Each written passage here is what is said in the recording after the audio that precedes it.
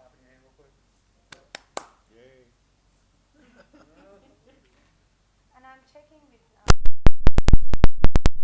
they are hearing us, but I think they do hear us. They Okay. just haven't responded to the chat. Can you see them now? Or? All right. Can you look at it and let me see real quick? Is it blinking at all? Yes, you should. I think. Okay. All right. You can look at Michael and people and like meaning. Are you going to leave the video here and I'll just talk? Yeah, yeah. Okay. Now we're talking. That sounds fine. Okay. All right. Be in the camera for the people at home. Okay. Yeah. Chris, Right now? yeah, 1 second. I'll show you what's going on. Before you pass. Oh, okay. I'll just stand right next to them. Yeah, and I'll turn it a little bit that way. Where you're sitting at. Okay. That's great. Yeah. Sounds wonderful. Yeah. Anything? Right now, you ready for me? Go for it. Are we live? We are live, and I haven't heard from our cohort at home if they can hear us, but because I think they can hear us, so I just want to start recording.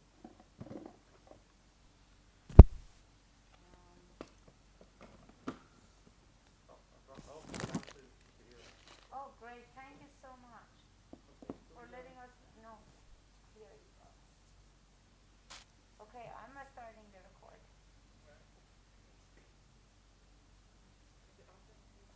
No, what do you do? Whatever you gotta do. Oh, sorry, I'm like watching the other. What? I don't see you at all. Okay. It's all good. Thank you. We are delighted tonight to welcome Ron Carlos to Chandler Gilbert Community College. He's a native artist from the Salt River, Pima, Maricopa Indian community. He is a teacher and a mentor in his community, passing along the traditional craft of pottery making in the ways of his ancestors. So tonight he's going to share with us the paddle and anvil method of pottery that he used to construct his vessels. Let's give a warm welcome to Ron Carlos.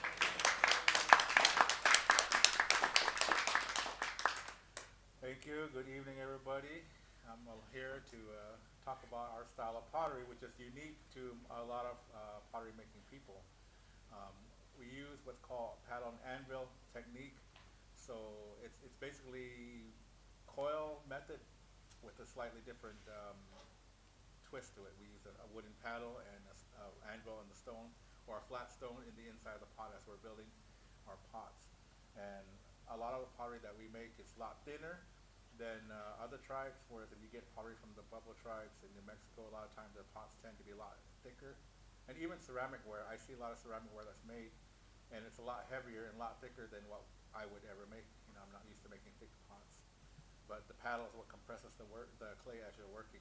So I'll give you a little background about myself. I grew up in Salt River Indian community. I'm both Pima and Maricopa, and I grew up. I didn't grow up making pottery. I grew up, you know, just like every other kid, you know, playing in the fields and running around, playing in the dirt, and not really thinking about how things could be made from. You know, we grew up in mud huts. A lot of people had mud houses back then, adobe homes, and it was fairly common. It wasn't like something like now we have brick homes and we have homes like most Americans, you know. But back then it was, you know, we were poor people. We didn't have as much as a lot of people didn't have running water like how we do now. It's a lot of people don't realize how easy it is to live when you have running water. But things were different back then when I was growing up.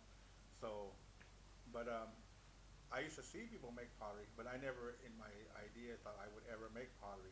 It wasn't something I wanted to do or something that I aspired to.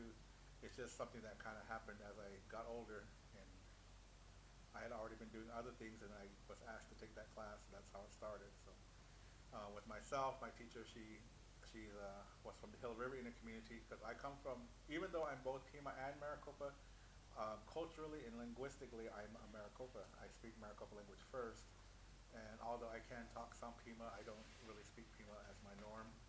And I will, if I'm talking to a Pima person, I will use that language instead. But I grew up, in that culture, Maricopa culture. So I gravitate to those traditions more than anything else. And so, well, the Maricopa Indian, we have two villages. One where I come from, which is known as Lehigh, and then the other village is the West Valley by Tolleson, called Maricopa Colony. And they're a larger group than we are. We're a small village compared to them. But I knew people there that made pottery, and I used to see them make pottery growing up, but I never tried again. But back in I believe it was 94, I think it was, or somewhere in that, or maybe it was, I'm already forgetting my years, but it was 19 something, 1990 something. Our tribal museum had a pottery class, and so I took that class, and I learned in the classroom just like this, like how you're learning. I learned to make pottery that way, but the teacher, her name was Phyllis Cerner, she was my teacher, and her daughter Avis Pinion. They would, she asked me, she said, do you think that you could make pottery all the time? Do you think that you could do this? And there was probably maybe 10 women that I knew of that made pottery at that time. And I said, well, I probably could if I find all the right stuff. I just don't know what to look for. I never dug clay. I mean, I did help people do things like that, but as a child, you don't think about it. You just do because, hey, go and get that clay. Dig right there. All right, you dig, but you don't really know why you're digging, what they're going to do with it, So, but she said it's all over the place, and clay definitely is all over the place, especially here in Phoenix. It's a basin, a valley, so usually if you dig down not even a foot, sometimes you hit a layer of clay, and so it's fairly easy to find. You just have to find good clay, clean veins, because now here in the valley it's been dug up and tilled over, and so the soil's not natural anymore. You have that plow zone, they call it. If you get past that, you can usually find layers of clay that are clean. But anyway, I took her class, and I learned, and I'm not trying to brag or anything, but I think I did fairly well for my first time, But in my mind, I thought they were ugly pots. I didn't like how they came out, and so I literally threw them in the trash. And I didn't know this, but my mom passed about 5 years ago, so we're cleaning out her house, and what did I find? I found those pots that I threw in the trash, And I was real surprised, but I was happy to see it too, But she saved them, and even then, I was I was real shocked that she kept them. But my mom was good at that kind of stuff, She thought that everything was worth saving, all the time. So anyway, my teacher, she talked to me about it, and she, I would meet with them, and I used to go to her house, and we didn't actually make pottery. We would just sit and talk, and we would talk about how pots are made, how did she do this, how did she do that, where did she find what she was looking for. And because she lived about 40 miles away from where I lived at, so the area is a little different. Although it's similar, it's not exactly the same. So she would say, it's just right there, it's just right down the road, you gotta know how to feel, how to touch it and taste it, see what it, what it feels like and tastes like, because that's how it's just something that you can see. And even myself now, I can look at the ground and I can, okay, in fact, we were coming and we stopped at Circle K right here at the corner, and there's big piles of dirt. That's the first thing we saw was there's clay right there. We were looking at it, but we didn't get down to check it. We just looked at it from the truck. But we learned just because of that you deal with it so much that I've learned to just see it in the ground. And a lot of times people don't see it; they walk right over it, and they'll be looking all over. Where is it at? Where is it at? And, you're standing on top of it. And it's just something that you have to get used to. And you have to walk around a lot. You have to. If you're just the kind of person that wants to sit around and not walk around, or you don't like the heat or dust, then it's not meant for you, because you have to walk around and you get dirty, and even when you dig it, it's a lot of work. A lot of times you have to haul things in and out, and it's too much work for some people. So I think that's the main reason why a lot of people do not make pottery, at least not traditionally. Okay, so I did learn, just by talking with her, she would tell me, and then I eventually started, helping her. I knew the right wood to cut because she would tell me the first time I had class with her with the museum. I saw the wood, and I thought about the old people that I had seen make pottery growing up. But I remember, okay, their wood was gray. It wasn't brown. It was gray. It had been sun bleached, and it was dry. You just snap it real easy. So I started getting the wood for her classes when she would come to our area and hold classes at different places. I would, go and get the wood for her and help her out, help dig clay when she needed help. But that's how I learned. It's more by just watching and just listening, talking, before I actually made pots. Even though I had taken her class and learned how to do it, I did a lot of just legwork and talking about those things. And we could sit and talk all day just talking about clay and the things that it does and things that she does with it and where it's at and just all kinds of stuff. We talk about a lot of things, and so that's how I got started. And eventually I got to the point where I was only making, at that time I was only making pottery maybe like a couple of times a year. I didn't do it on a regular basis. But eventually it changed to where I started doing pottery all the time. And it was mainly because she had started getting ill, and every time I see her, she said, "Are you making pots? Are you making pots?" And I'm like, "Well, no, not yet. I will though. You need to make pots. No one's making pots, you know." And by that time, a lot of the potters that I knew had all passed on. And she was her and her daughter were probably one of the few that were still producing pottery on a regular basis. But as she went along, it started getting her health started failing even more. And she kept, "You need to make pots. You know, are you doing it?" You know, and I will. I'm going to. So that's why I started like really getting into pottery making, and I started making pots. You know, practicing more and more, because my pots now, I think they're a lot better. Every now and then somebody will bring a pot to me and say, "Oh, I still have that pot. You said, remember you gave this to me." Now, I didn't make that pot, you know. Who the hell made that? But it has your name on the bottom, and they even show me like, "Oh yeah, okay, I guess I did." But you know, it's just, you know, you learn. Everybody has to learn, and it's a curve that you all have to participate in. You're either the top, you're curving over, and even like now, I think that my pottery is getting not as fine as it used to be, and it's partly because I'm losing my eyesight, so I don't necessarily see too well. So I have an apprentice who helps me a lot. But you know, if it wasn't for him, I think I would be a lot slower in my pottery production, because I can make pots real easy, but I cannot draw as fast as how I used to. And he could draw a lot quicker, and his designs are better than mine. So, so this is my apprentice sitting over there, Mr. August Wood. He's my main helper in whatever I do. So, all right. So here we are. Where does the clay come from? As I was talking about, this mountain right here is right by Fountain Hills, Arizona. It's on the very east end of our reservation, Salt River Indian Community, on the northeast corner of it. And although it's called Red Mountain, it has some different color clays on different parts of the mountain. It's not red everywhere. It's just, that's just what you see, because that's the majority of the mountain is red. So we collect a lot from there, but we will collect other places, but that's the main place we collect from. Oh, I go the wrong way. Okay, there. So this is the clay. It's a caliche clay.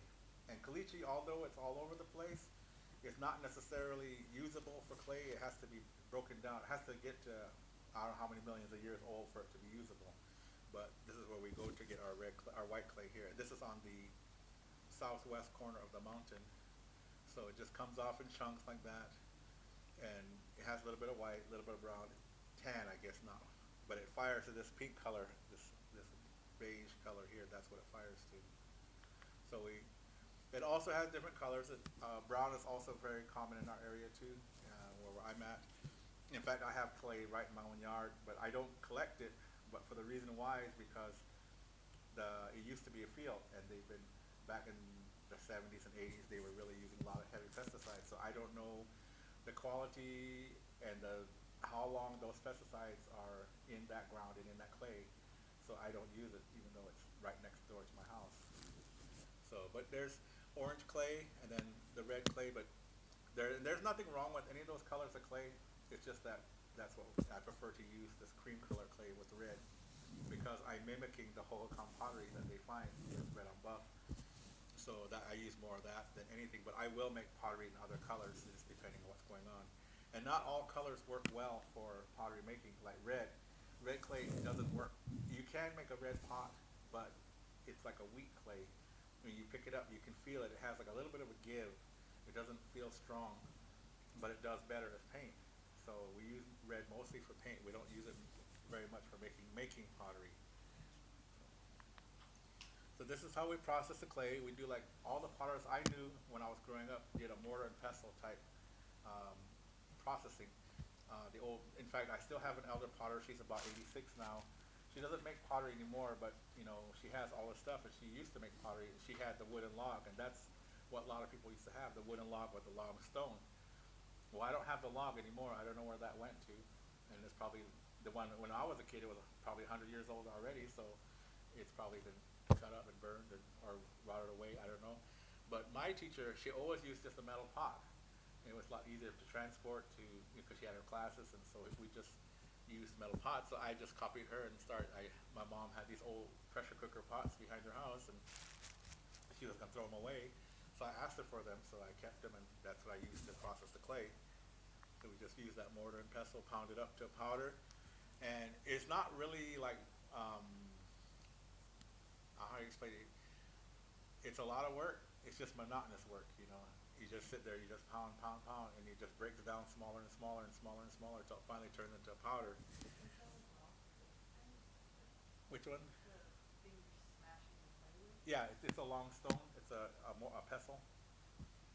I have a whole bunch. My grandma had a lot of them, and they had the flat type, the manos and the metates. But we normally use the long stones, the flat for the pestle from the mortar. But I don't have the mortar. I just have the stones. So I used to use this with my classes a lot, but I retired them because people are careless and they'll just lay it on the table and then it'll roll. And I'm afraid it's going to hit the floor because they'll break. We used to find them all the time growing up actually. And they were always broken. It was rare to find one that was full in its whole entirety. But in fact, I found one probably I think it was about 3 years ago, where the tribe did some event and they had a big banner with one of my pots and a picture of me on the side of it. And so my friend was, let's go take your picture by that flat banner. So we pulled over the side of the road, and I stood there, and while she was taking my picture, I looked down, and I kept thinking, hey, that looks like a pestle. So as soon as we took the picture, I bent down, and it was broken, but it was for the bottom portion of a pestle, that long stone. And I have a friend who works for the NAGPRA at that time, and he scolded me that you're supposed to, that's not. Hey, don't get mad at me. The road was already surveyed. If they left it behind, that's not my fault, which is probably not the right way to think, but but it had been surveyed multiple times, so I don't know why they didn't take it, but whatever. I'm not trying to argue. Just saying. Getting myself in trouble, So here's our tools. After the clay's been processed, then you just hydrate it, and you're making it almost like if you ever made bread dough. It's basically the same thing, the same texture. You're kneading it and you're trying to compress it, and if you don't knead your clay, then it's soft and it won't stick together. Like when you make a pot, it wants to crack, especially when it dries. You have to really knead it to make it stick and get cohesive. And so a lot of people don't know that, and so a lot of times students want to be lazy and they just want to mix it real quick, and then it doesn't stick, and they get a complaint. Well, it keeps cracking, but that's because you didn't knead it. You gotta knead it. And you beat up that clay, But at the same time too, if you knead it too hard, it never gets soft. It'll always be tough, and it won't stretch when you're trying to work and trying to make things. So it has to be. There's always this balance that you have to have. If you put too much water in the clay, it gets too sticky. If you don't put enough, then it dries and cracks. If you don't knead it enough, it'll crack. If you knead it too much, it'll crack. There's all this temper and all that. Same thing with this clay that we use. The reason I use this pink clay or beige clay the most is because it doesn't need any kind of temper. You just process it and sift out big stones, and that's it. It's ready to go.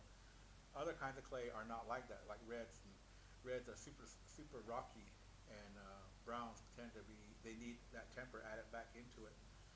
And it's hard to get that temper to clay ratio right sometimes. So with this clay, you don't have to do that. You just sift out the big stones and it's good to go. So a lot of times, and it's the same thing when you're doing temper. If you put too much temper in there, they're brittle. Then they crack real easy. And if you don't put enough, they crack and they're brittle. So everything has to be in the right temperature, right mixture, right everything. Because too much of one thing, it won't work out. If too much of another, not enough, it still don't work out. So everything, it's kind of like your life. I was thinking you have to be centered, because I teach classes, and a lot of times people who are kind of on the go all the time never make good pottery because they're rushing from one place to the other. They can't sit and do what they need to do, and they get frustrated real easy. And like, no, you gotta sit down. You gotta take your time. You can't rush it. But you can't leave it either. Once you start a pot, you gotta keep going until you're finished, because natural clay dries out real quick. It's not like commercial clay where I don't know if it has something in there that causes it to stay damp so long, or it's just because it's a finer clay. Natural clay won't be like that, especially if you're doing pottery outside. It's super hard to make pottery outside. The clay dries out so quick when you're working. So that's one problem with everything, but you know, we just deal with it as it comes along. So these are my tools. I'm getting off subject, sorry. These are my tools here. The pot there, that pot is made specifically to make other pots. You don't use it to drink out of, you don't use it to put things in it. That pot has a specific name, and its purpose in life is only to make other pots. And when I do the demonstration, you understand what I'm talking about. So, but you make a tortilla out of clay, and you put it on the base to start your next pot. And the paddle is we use to shape the pot, because a lot of times people think it's all by hand, and it is somewhat, but the paddle is what really does the work for you. And a lot of people get they want to be perfect, like when the rims are crooked, they want to fix it right away. Like almost say, don't worry about the rim. That's the very last thing to worry about. Worry about the body of the pot first. When you're done, then you can fix the rim after everything else is done. So the rocks themselves too are also like meant for shaping and for smoothing. And a lot of times people think that, well, because it's pottery, you have to use smooth stones. But when you're making pottery, you use rough stones. You don't use smooth stones, because the smooth stone will grab onto the clay and it won't let go. And then you end up tearing the finish of the surface of the pot. So the stones have a grit to them. They're not smooth at all. As they dry, or when they dry, that's when you use a smooth stone to do polishings after the pots are dry or close to drying. But you don't do it when you're actually building the pot. And a lot of these stones, they came off the ground just like that. We don't do anything to them. We don't shape them. You just walk around, and every time I go anywhere and there's rocks, a rocky driveway, I'll look at rocks in the ground and pick up rocks. And eventually rocks get smooth to the point, because the sand and the clay will cause the pot or the rock to get smooth where it's not abrasive enough to work. And so what we do, when they get to that point, they're too rough to still be used as a smoothing stone, but they're not rough enough to use as a shaping stone. So then we just throw them back in the river or wherever we get them, and just look for new ones. So some of these stones I've had for a long time, and some of them I've had since the beginning. Like this one particular stone I've had ever since I first started making pottery, and the stone has a shape to it because the sand in the clay over time wore it down, and it has flat sides to it. But you can look at that later, but it's because it's been with me for the past like 26 years or something like that. All right. When I get to that point, you'll see what I'm talking about, how to use these things. So these are the pots, and like I said, they all dry to different colors. Like this clay here, it dries more of a white color when it's green, but it fires to that beige color. And then there's a pot there towards the middle and the top and the side here that's actually like a yellowish brown colored pot. When that pot fires, it'll turn red on its own. It won't. It's not really yellow when it's fired. It changes the color. Some browns turn kind of like a light brown, and there's some reds that will turn like a light pink. They look real dark in color. They're like almost maroon or purple, but when they fire, then they turn pink. So, and you can use them for anything you want, but I personally don't like the color. I prefer the dark red, so I stick with my own red instead of these other clays. Because we definitely will pick up clay anywhere, and it doesn't, like when you're using for paint, you don't need a lot of red clay to make paint. You don't need a lot of yellow clay to make paint. You just need a small clod, and it makes a lot of paint.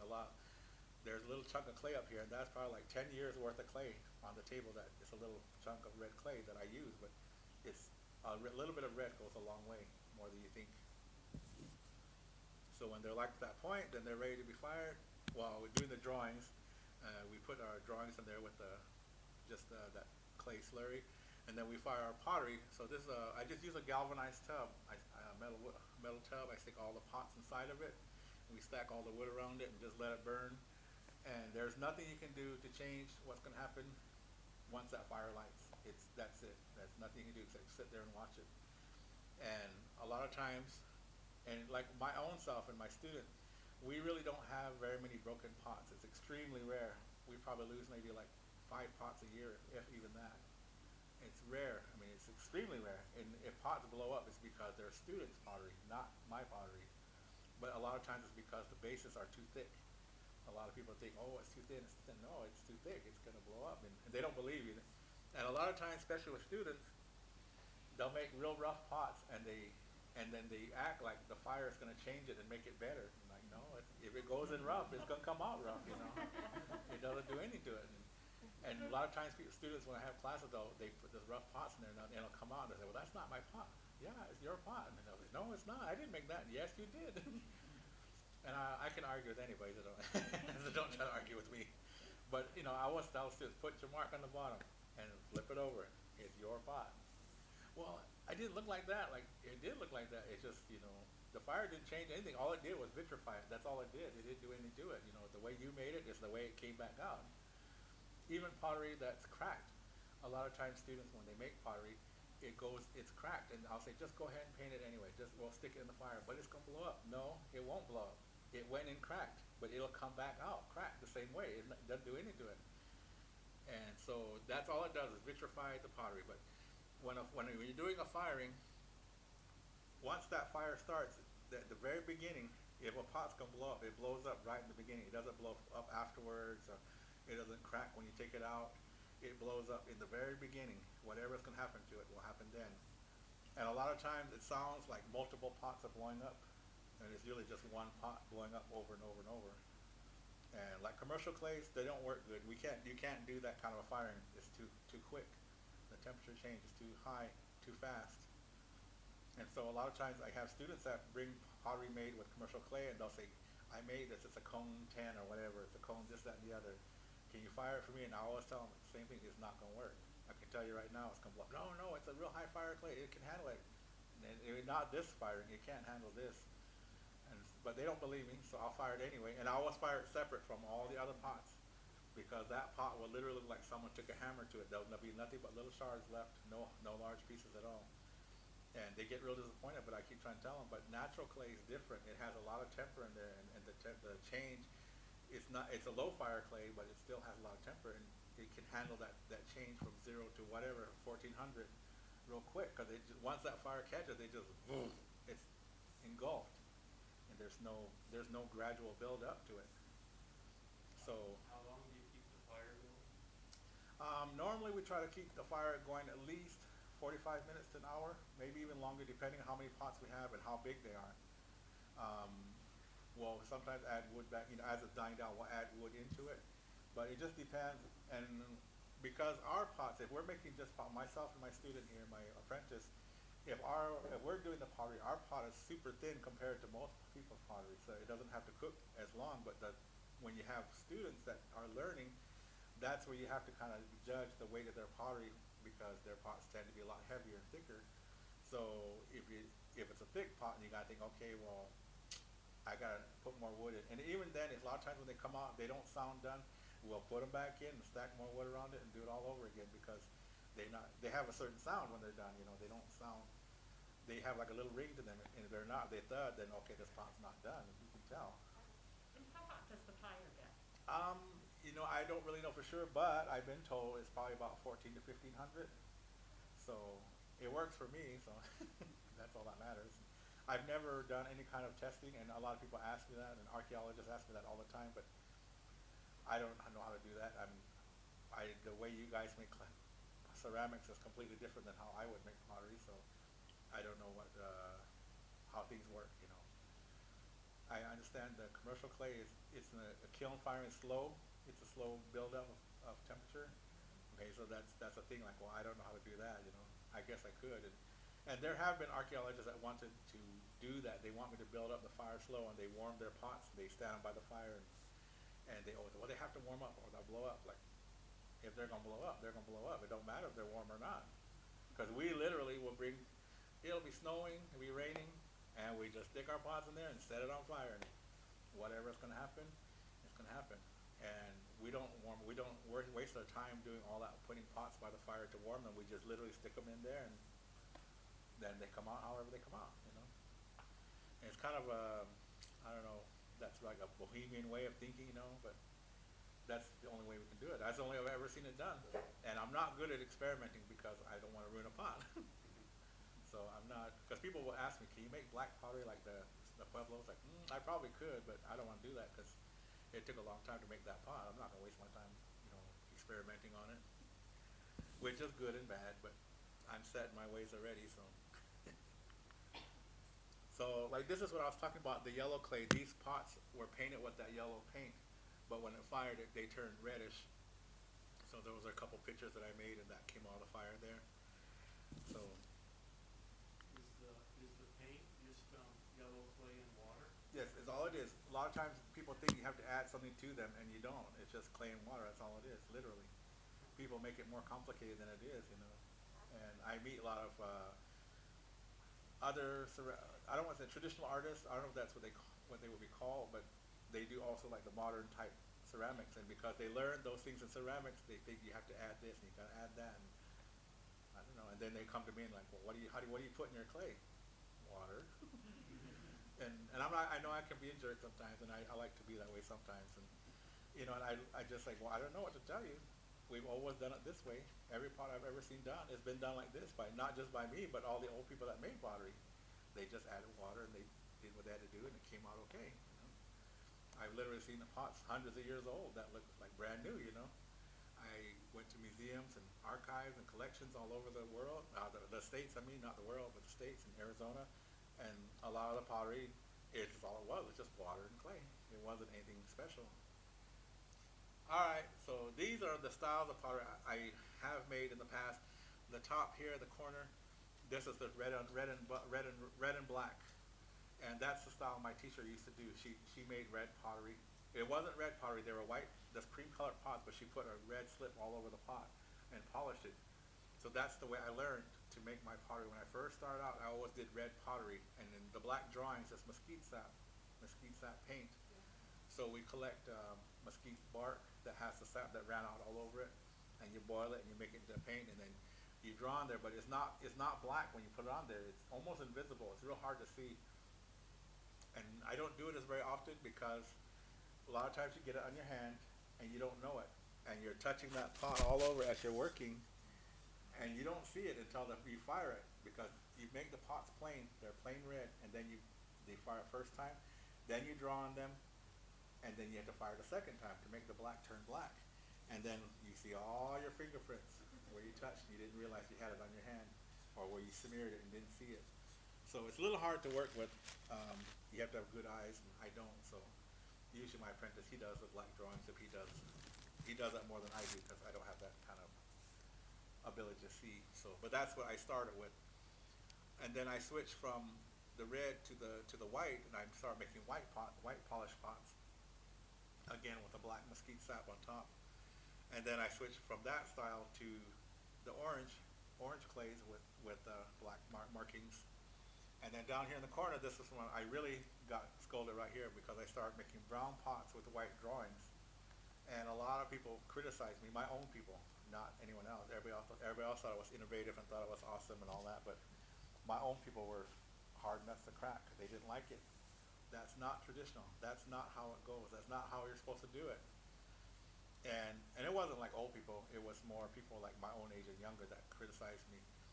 So I kept saying, well, the world, there's different colored clays. I can't guarantee.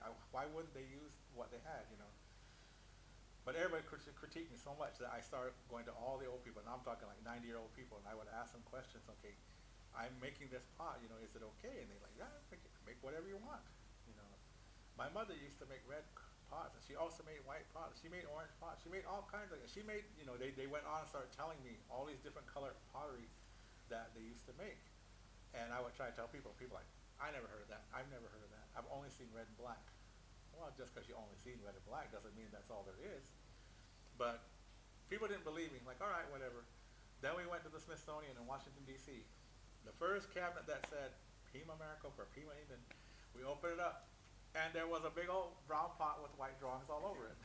So I took a picture of it and sent it to everybody I knew. Look what I found. And in that case, there was pottery from the late 1880s, around that era, and they were just all different colors. There was no color scheme that was the same. I mean, they were all different. It didn't matter, and that's what all the old people said. The earth comes in different colors. You use whatever you got. You know, it doesn't matter. Okay, so farther along, as I start doing more and more questioning of the old folks, then they start telling me like, well, yeah, everybody makes red and black pottery, but that's because of the traders. That's what the Americans wanted. They want red pots. And they like red pots. They'll buy red pots instead of any other color, so that's why everybody started making red polished pots. It's not traditional, but then they said the same thing. Polished pottery is slippery when it's dry, but it's even slipperier than it's when it's wet. It's hard to hold on to. You would never polish a cooking pot like that because you can't hold on to it. You drop it, you know. And I thought about it. Yeah, that's okay. That's true. And I started dealing with Public Randy Museum in Phoenix a lot, and that's when I found out there was a Maricopa pottery revival that happened in the 1930s, and that's when they started making red pottery. That's when it became more popular, and that was when all the potters switched from white and whatever color they're using to red, because that's what the traders wanted, and so they were trying to meet the market.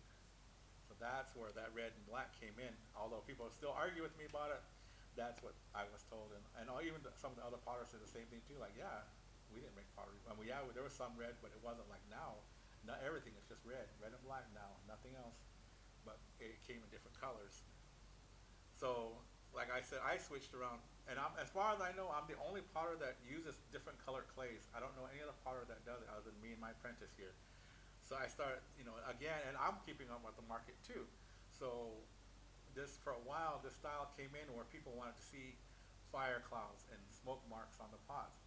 Now, I personally do not like it. I don't think that it looks good.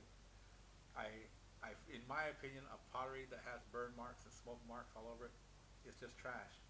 And I literally had piles of pots behind my house that had just colored marks on them. And my mom would tell me, there's nothing wrong with them.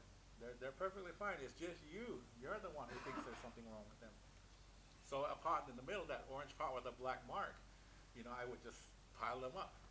They're all piled up behind the house.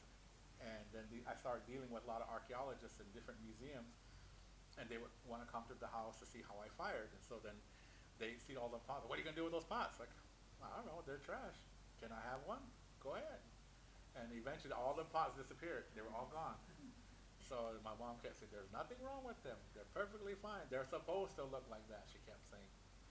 But my teacher was kind of a perfectionist. And so because she felt that any little blemish on the pot was not worthy of being sold, I picked up that same attitude that, well, it's got a blemish. I can't sell it. I can't use it. So they became trash to me, but there really was nothing. But then, like I said, that middle pot there with the orange and black, I started getting these customers that would come to me like, well, I like the traditional look. I want to see fire clouds on the pots. And I'm like, why? I was totally against it, but they're paying me to make pottery the way they want it. So, all right. So this man came and he said, I want the inside of the pot to be black. And I don't care what the outside looks, but I want the inside of the pot to be black. I'm like, all right, whatever. And so I did it. I literally stuffed all kinds of stuff inside, green things inside the pot when I fired it. And the pot turned black on the inside, and it got that black mark on the top. And the man was just like ecstatic. He thought that was an awesome thing, and so once he got one, other people, I like that pot. And then eventually that market started coming in where everybody wants burned pottery. And although it's easier for me to do, I still think it's ugly. I don't like the color or the look myself, but I've gotten used to it. At that time, I was like, that is literally trash. I'll give it to you for $1 or whatever, just take it away. But eventually, I changed my style, and then I started mimicking the whole pottery. That's why I started doing this red on buff look, and that's the style I'm in now. That's my main style of making pottery. Although I still make other color pottery, my majority of the pottery is usually red on buff because I'm mimicking the whole pottery, which is there are ancestors, and we find. Like when I was a kid, we found stuff all the time when we walk around, and no one ever thought like, hey, what's under the ground? Why are these things laying on the ground? Like stones and arrowheads and a lot of pottery, but we didn't think nothing about it. They've always been there, and no one ever knew why. No one ever questioned why. But now, in my own life, now I've done a lot of researching. I've asked all the old people as much as I could. And they would say, yeah, the old people, the ancients ones, they were here. This is what they left behind, And the rodents are bringing it up to show, we see it. And one thing that people say to me, like especially about stones, a stone that they would tell me, it's yours. If you find it, it's meant for you. It's not meant for anybody else. It's meant for you. So, like the stones I have here, and I have stones for students, like when they work, stones that I picked up here and there. But I personally don't use those stones. And these stones that I have are my stones. And I'm the only one who uses those stones. Same with the paddles.